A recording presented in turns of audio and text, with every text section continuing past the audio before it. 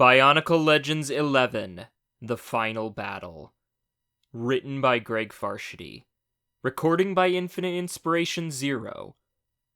Chapter 6. Takanuva held tight to the struggling Radiac as he flew. He had no idea how he was going to get the Matoran out of Cardanui safely, let alone how he would convince all the Shadow Matoran to come. But it hadn't been so very long ago that he was one of them. Just a villager doing his job. Well, sometimes. And trying to survive in a dangerous world. When the Toa came to the island of Matanui, he looked up to them as heroes, just as the other villagers did. Now it was time for him to be a hero for these Matoran. He was so lost in thought that he didn't spot Vican until Photok called out. Takanuva fired a warning burst of light at the flying figure, followed by one of shadow. Vican stopped and hovered in the air. Are you a Toa? The Matoran asked. He sounded like someone waking up from a dream. Yes, you must be. Please, you have to listen to me. Something's happened. Takanuva hesitated. This certainly didn't look like a Matoran of light, or any other kind. Not with the wings and claws. Who are you?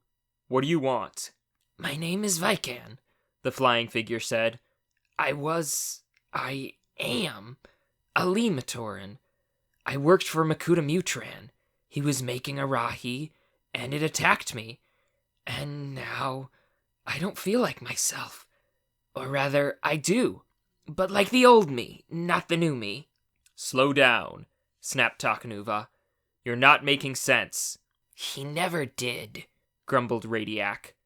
I hate to agree with Radiac, said Solek, but I wouldn't trust him. He's one of them. No, Mutran used a shadow leech on me before we came here, Vican explained, talking so fast his words tumbled over each other. It changed me, how I felt, how I looked at the world. All I cared about was darkness and destruction, the things I helped Mutran do and create. Matanui, forgive me. For a moment, Vican was too choked with emotion to go on. When he had recovered himself, he continued. After the Rahi attack, suddenly I realized how far into the darkness I fell. I saw myself for what I became, and it made me sick. But I'm not that twisted thing anymore. I'm not. You have to believe me. Radiac chuckled. Nice one. I'll have to remember this trick after I get free from old Twilight here. It's no trick, insisted Vican. We've seen this before, said Tanma. Shadow Matoran coming back, playing on our feelings, trying to win our trust so they can trap us. I know what to do with his kind. Let me... Takanuva made a sharp gesture to cut Tanma off. He was remembering how a shadow leech attacked him on Metronui, leaving him half in light, half in shadow. If what this Vican was saying was true, then there might be a way to undo what the leech did. Not only for himself, but for the Shadow Matoran as well. Where is this Rahi now? Takanuva asked. Don't tell me you believe him, said Photok. Answer the question, Takanuva persisted. It flew off to the east, then headed up to the clouds, Vican replied. I was chasing it. All right, said the Toa. Now we are chasing it. Icarax couldn't help but laugh.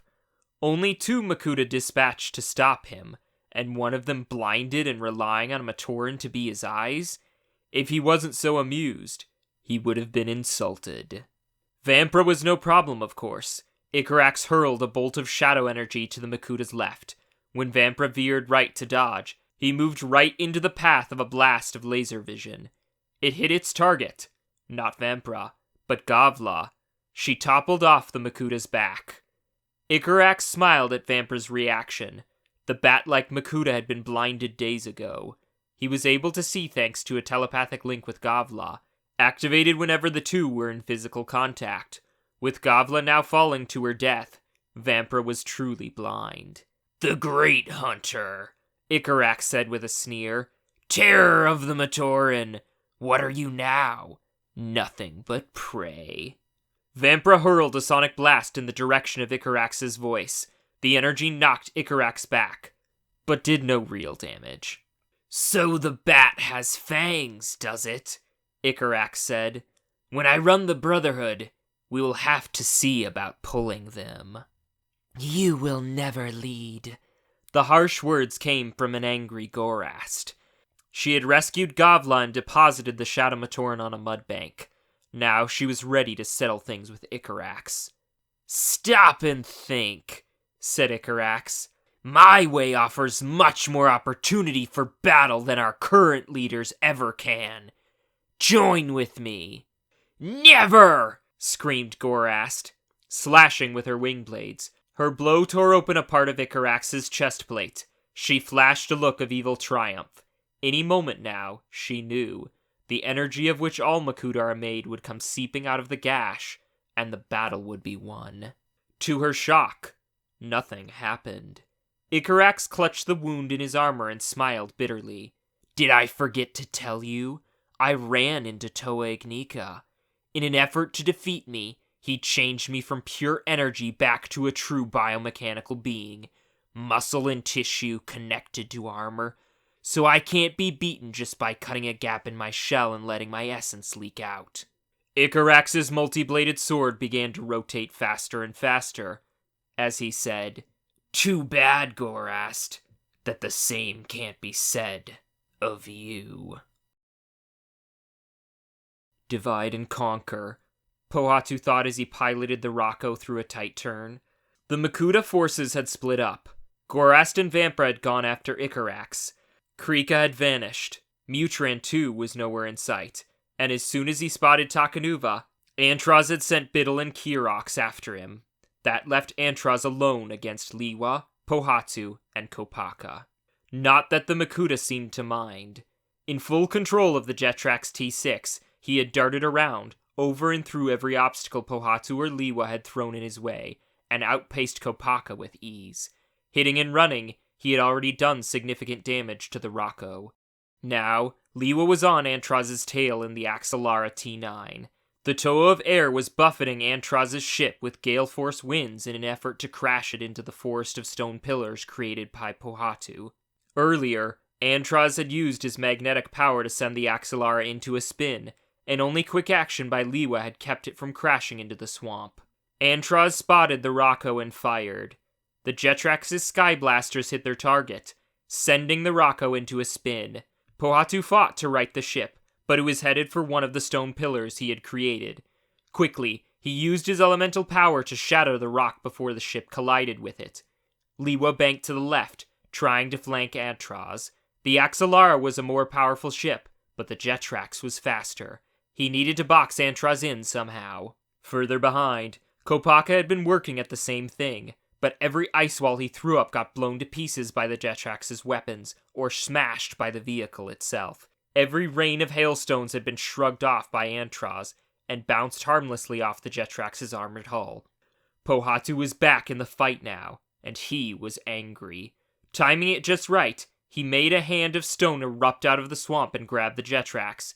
Before Antraz could power it free, Pohatu hit the controls and pulled the Rocco's wings in for a dive. Firing as he flew, he raked the side of the Jetrax with bolts of energy. Antraz jolted the craft free of the stone hand and wheeled in midair, firing at the Rocco. When Pohatu dodged, Antraz used his gravity power to send the Toa's ship plunging toward the swamp. Liwa closed in, rocking the Jetrax with fire from the Axelara's Sky Blasters and shattering the Makuta's concentration. Free of the increased pull of gravity, Pohatu managed to right his ship just as it skimmed the surface of the water. Then, it was Kopaka's turn. He used his power to drop the temperature around the Jetrax hundreds of degrees in an instant, slowing down the vehicle's engines and cutting its speed. Liwa and Pohatu closed in from both sides, ready to destroy the wounded craft. Only Kopaka was close enough to see what happened next. Just as the two Toa vessels came in range, Antraz disappeared from the cockpit, using his power to teleport. Acting quickly, Kopaka threw up ice barriers in front of the Axelara and the Rocco, shouting, "Stop!" Neither craft could turn in time, smashing into and through the ice, but the barriers had delayed them just long enough for Kopaka to climb behind the controls of the Jetrax. "All right," said the Toa of Ice. "If this is the final battle, let's make it one to remember." Tahu's heartlight was flashing wildly. His breath was coming in ragged gasps. Pinned against the wall by Toa Ignika, he knew he was about to die from an overdose of the power of life. The Toa of Fire had been trying to explain his plan. Using the Mask of Life, the Toa would try to accomplish all at once what it would otherwise take hours to do. The mask's power, delivered in one great jolt, would awaken Motunui abruptly. Tahu couldn't be sure it would work, because the mask might not be able to feed into the light stones, but the only way to find out would be for the Ignika to give up its body and its attempts to be a real living being, and go back to being just a mask. Toa Ignika hadn't taken this well. Onua and Gali had rushed up and were trying to pull Ignika away from Tahu. "Let go," yelled Onua. "You're killing him." Tahu had no choice. Summoning his control of heat and flame, he drove the temperature of his armor up 1,000 degrees in a split second. Crying out in pain, Ignika let go. Tahu staggered, trying to catch his breath. "That's the problem with being alive," the Toa of Fire said. "You can feel pain. You can die. Just like everyone in this universe is going to die if we don't awaken Motunui and bring balance back to the universe. We need you to do that."